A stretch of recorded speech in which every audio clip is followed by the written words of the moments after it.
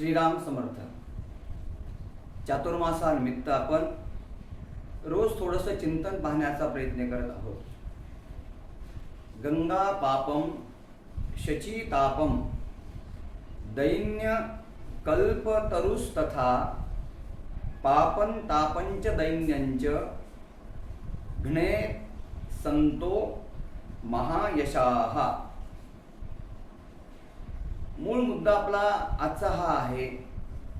गंगा मातेच्या स्नानानं आपलं पाप नष्ट होतं. म्हणजे नीट प्रसंग नीट लक्षात ठेवा बरं. गंगा मातेच्या स्नानानं पाप नष्ट होतं. दुसरी गोष्ट सांगितली आहे, चंद्र आपला ताप नष्ट करतो.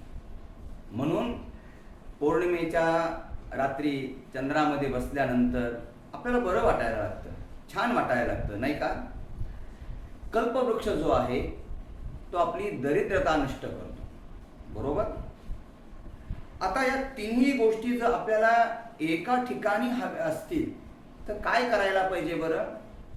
तर या ठिकाणी संतांना म्हटलं, केवळ सद्गुरू संत एकमेव असे आहेत की जे आपलं पापही नष्ट करतात, आपला तापही नष्ट करतात आणि आपल्याला येणारं जे दारिद्र्य आहे, दारिद्र्य केवळ संपत्तीचं दारिद्र्य आहे म्हणजे दारिद्र्य नाही.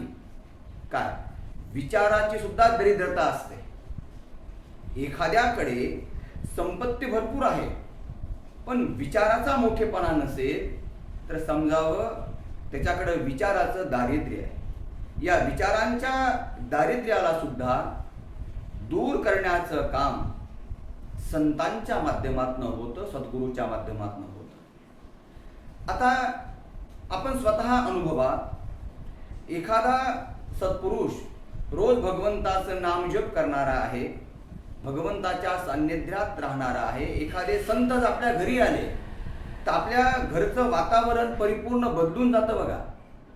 इतकं वातावरण बदललं जातं की असं वाटतं नाही काहीतरी वेगळं आपल्या घरामध्ये होतंय.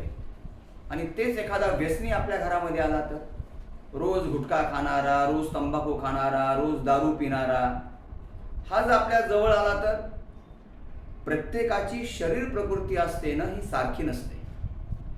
संतानं भगवंताची आराधना करून आपल्या इंद्रियाला जे तप्तांकित केलेलं असतं याचा परिणाम असा असतो की एखाद्या वस्तूला स्पर्श जरी त्यांना केला तरी तो असलेला पेढा हा प्रसाद बनला जातो. म्हणून म्हटलं, गंगा पापम शची तापम दैन्यम कल्पतरुस्तथा पापं तापंच दैन्यंच. हे सगळं दूर करण्याचं काम कोण करतात? तर संत करतात. म्हणून एक छोटं उदाहरण देतो म्हणजे लक्षात येईल.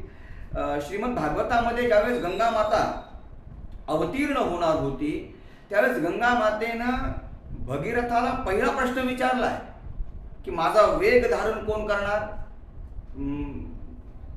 भगीरथानं म्हटलं, आई महादेवाला मी प्रार्थना करतो. प्रश्न पहिला सुटला. पण दुसरा प्रश्न गंगा मातेनं जो म्हटला आहे तो फार महत्वाचा आहे. काय म्हटलंय गंगा मातेनं? मी मृत्यू लोकात येणार, पापी लोक आहेत त्यांचं पाप जाणार, हे सगळं खरंय. माझ्यामध्ये त्यांचं साठलेलं पाप कुठं जाणार? कारण मी पण पाप निवृत्त झाली पाहिजे ना. त्यावेळेस भगीरथानं जे उत्तर दिलं आहे ते फार महत्वाचं आहे. भगीरथानं म्हटलं, आई जसं सामान्य लोक येऊन तुझ्यामध्ये स्नान करतील पाप जाईल, बरोबर आहे. पण आई ग, संत पण तुझ्या स्नानाला येतील, संतही तुझ्या दर्शनाला येतील आणि संतांच्या दर्शनानं, संतांनं केलेल्या स्नानानं तुझ्या पापाची निवृत्ती होईल. आणि म्हणून बघा, गंगे तव दर्शनान्मुक्ती. गंगेचं दर्शन जरी झालं तरी मनुष्य मुक्त होतो. आता माझा पहिला मुद्दा असा आहे की गंगा स्नानानं पाप दूर होतं. मी पहिल्या मुद्द्यावर जे जरा जोर दिला होता ना त्याबद्दल मी थोडं बोलतो. पण गंमत अशी आहे, पाप मुक्त होणं म्हणजे सगळं होणं आहे का? नाहीये. आपल्याला पाप मुक्त म्हणजे होणं गरजेचं नाहीये. या पाप मुक्तापेक्षा आपली पाप प्रवृत्ती जी आहे ती पाप प्रवृत्ती आपली गेली पाहिजे. आणि ही पाप प्रवृत्ती कशानं जाईल? तर त्यासाठी एकच मार्ग सांगितला आहे, संताचे संगती मनोमार्गवती.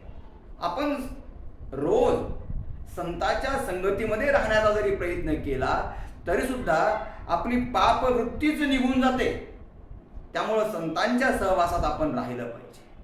आणि या संतांच्या सहवासात राहिल्यानंतर आपलं जीवनही बदलतं, आपलं मनही बदलतं. आणि म्हणून जास्त विषय इकडं तिकडं न नेता केवळ संतांच्या संगतीचा परिणाम इतका आहे की आपल्या जीवनाचा भाग्योदय होतो.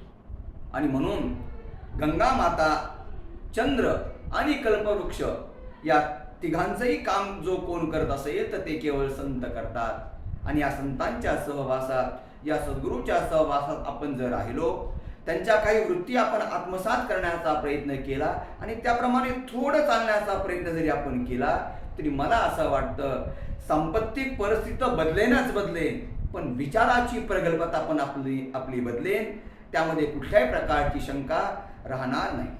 म्हणून आज इथेच थांबूया. उद्या एक नवीन विषय, नवीन विचार घेऊन आपल्या समोर येईल. श्रीराम समर्थ.